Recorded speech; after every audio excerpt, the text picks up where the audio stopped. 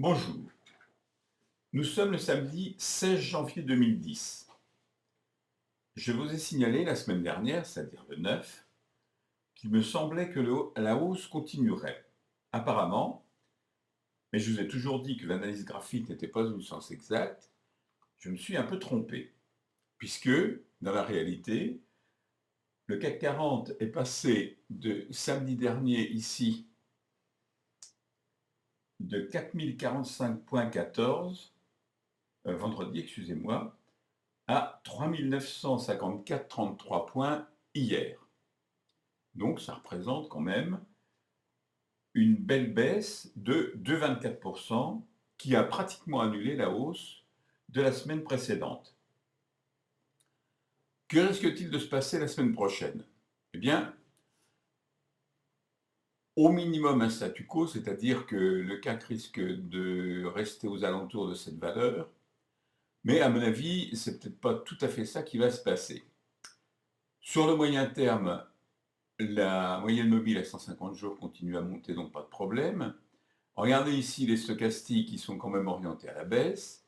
Regardez ici ce long chandelier noir qui frappe juste la moyenne mobile à 20 jours, la moyenne mobile de Bollinger donc. Il peut éventuellement repartir, enfin les cours pardon, peuvent éventuellement repartir vers le haut, mais ça m'étonnerait beaucoup étant donné l'apparence de la moyenne mobile qui a l'air de vouloir se devenir horizontale, disons, étant donné l'apparence de la bande de Bollinger qui se resserre. Donc la volatilité va certainement diminuer.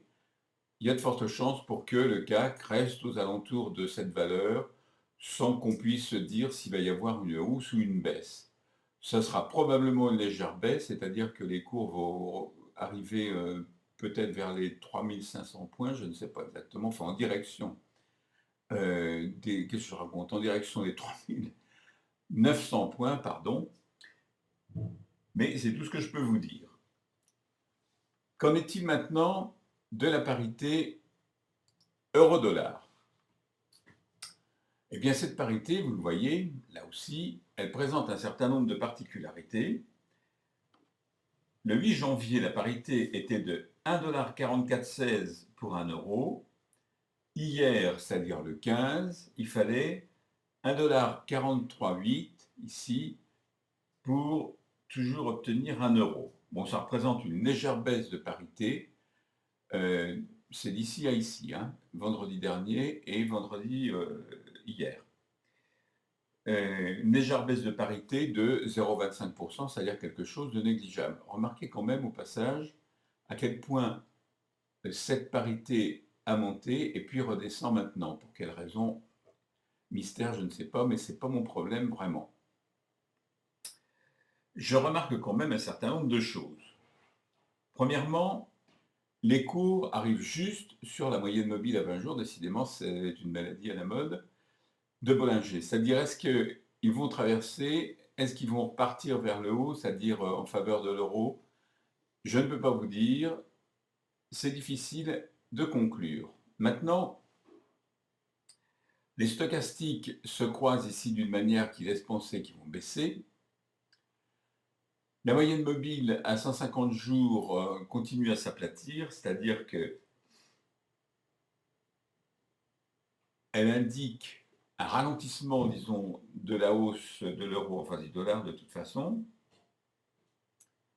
Et puis la bande de Bollinger elle-même, regardez, elle commence à dessiner une sorte de canal horizontal, c'est-à-dire que, ainsi que je vous l'ai dit un certain nombre de reprises, j'ai l'impression que c'est dans cette bande que va se jouer pendant encore un petit moment la parité euro-dollar.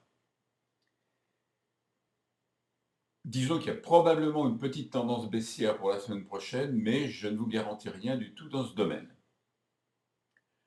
Dernier élément que nous étudions, c'est l'or. Alors, il termine la semaine à 1130,90, 1130,90 $ ou du moins l'once, contre 1137,30 $ l'once la semaine dernière, c'est-à-dire ici. Donc, cette baisse, vous la matérialisez entre ce point et puis celui-ci, elle est de 0,56%, c'est-à-dire qu'elle n'est pas très importante, disons, Mais il y a un certain nombre de choses qu'il faut que vous remarquiez. Premièrement, la moyenne mobile à 150 jours continue à grimper, c'est-à-dire que vraisemblablement sur le long terme, sur le moyen terme au moins, l'or va continuer à monter. Deuxième chose,